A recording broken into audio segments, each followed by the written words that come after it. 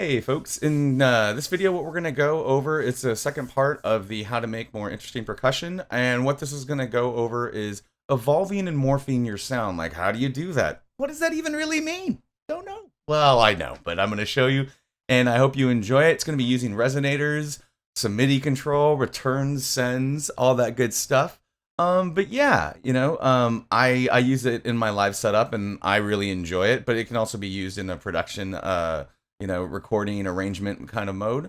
Yeah, so that's what we're gonna do today. And as always, thank you for watching. Thank you very much. I appreciate it. And we got the socials. What do we got? We got Twitter, we got Instagram, we got SoundCloud, we got Twitch, and there's others, but we're not gonna talk about it. But the Twitch stuff will be all the magic down here. And I hope you guys enjoy the video, and thank you for watching. I'll see you next time. Turn this down a little bit.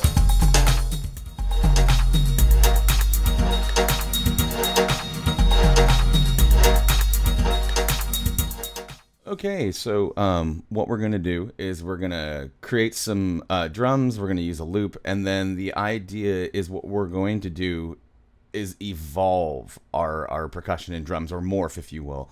And the reason for doing this is just it's another variation, something to make your beats, your percussion, really kind of any percussional hit. It works the best with this, but it's to change and create variations and different sounds and stuff like that. And one way to achieve that I personally like to do is with resonators. So let's get some stuff going. We'll throw some resonators, and then you can see also what you can do. Let's get a drum rack.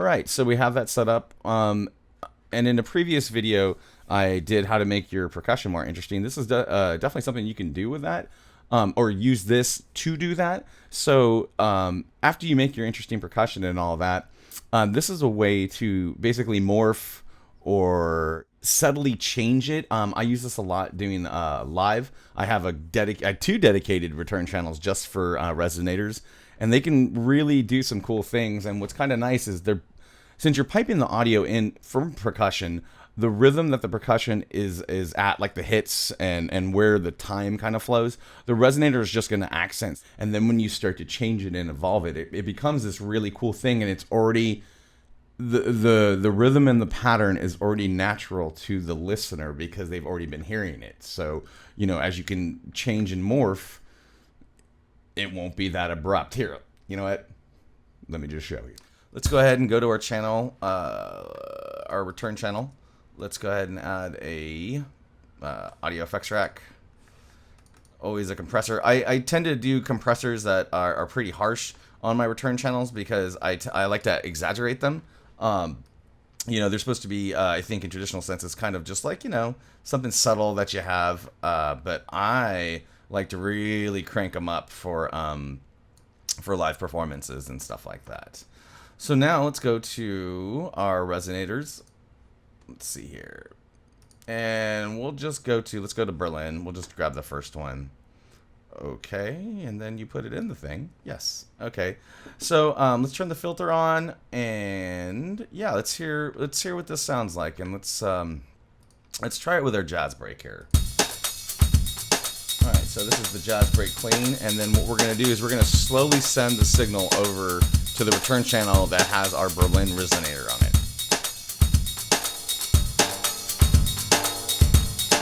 And you can hear it right now, so the snare is really sticking out. But you can hear that the rhythm of your drums is also the rhythm of the resonator because it's using the same signal. Makes sense, right? But what's nice about that is that with your listeners is like they know the rhythm, so transitioning this is pretty smooth, right? It's just as easy as sending more signal to it, which is basically kind of increasing the volume with a compressor on the return channel.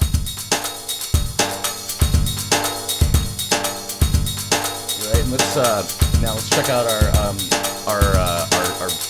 808 kit with it. Turn this down a little bit.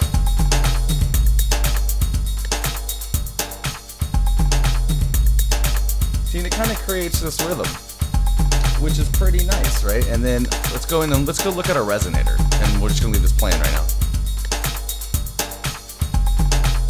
So we have the frequency, I'm sorry, we have the filter on, and we're doing a high pass on it. So let's do like this, like just drop out the mids.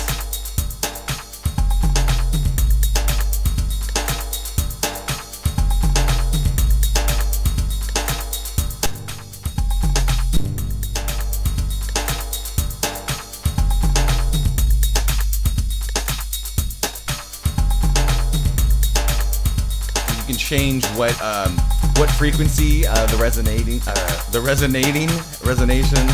resonator works at. But right here, what you can see though too is the decay. So short K, short decay. You can barely hear it. You can kind of hear it, but for that exaggerated, right?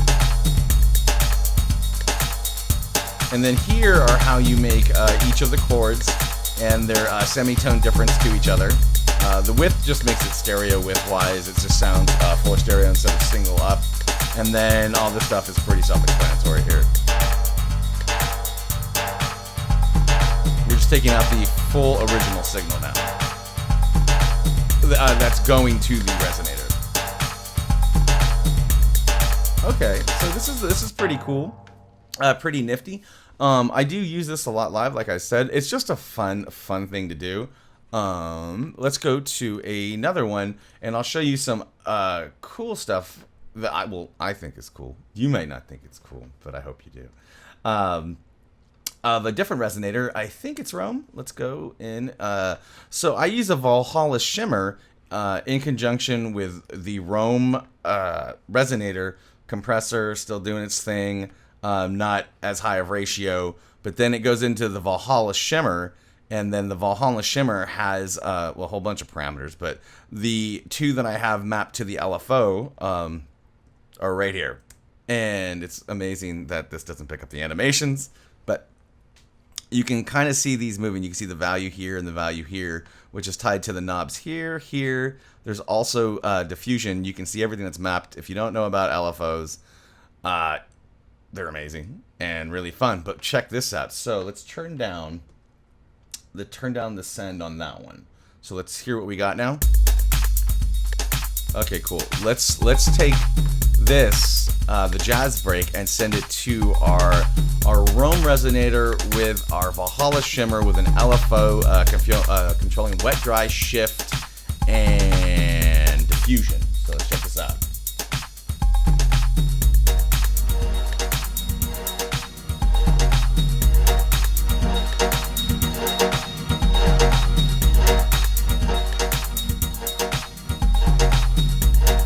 And so now you get this kind of, our percussion from our jazz beat is, we're sending the signal to a return channel. That return channel then taking it, running it into a resonator. The resonator's doing its thing, and then that signal's piped out to Valhalla Shimmer, which is being controlled by an LFO. So you get this movement, and this is all just from this. Here, solo this. Right? Do that send again so you can really hear it. And you can see the knob right here as we change it.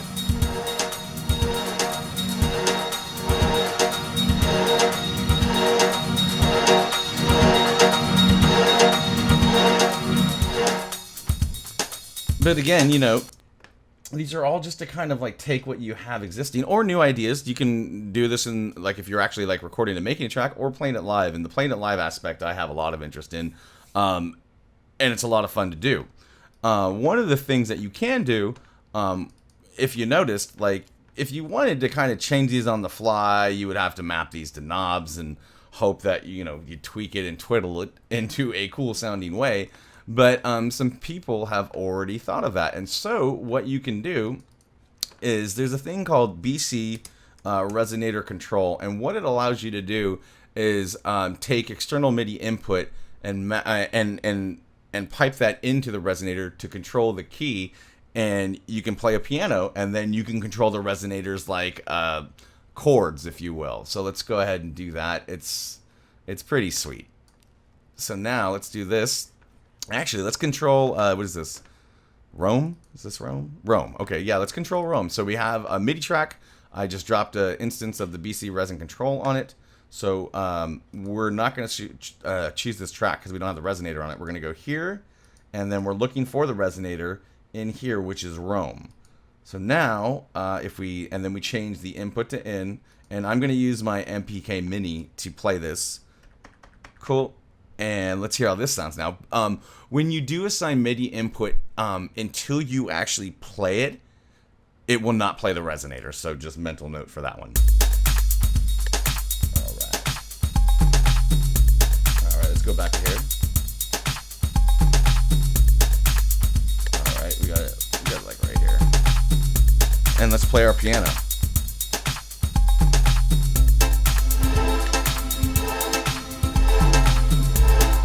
Okay, success. Let's actually look at what's happening to the resonator.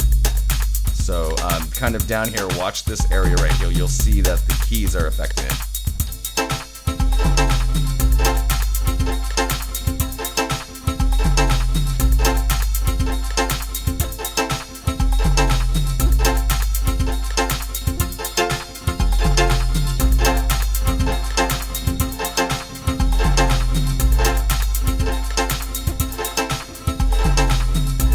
So now you can see that you can control these resonators. They're an effect that you can turn on.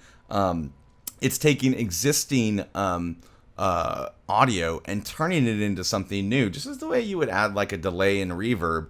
But with this, you can actually play a piano to control the resonating notes that it finds and the chords that it makes. It's really cool. It's a lot of fun. Again, the idea is to morph and evolve your stuff. So that way it's kind of ever changing. Take something like old and make it new. And also playing live is killer. So another thing you can do once you have the bcResonCtrl set up and you're able to control your return channel and the chords and stuff that it makes, is you can actually sequence the MIDI, right? You can just do that too. So if you don't want to play a keyboard live, you can also sequence the MIDI. Just have this little sequence going, right? Let's just send it.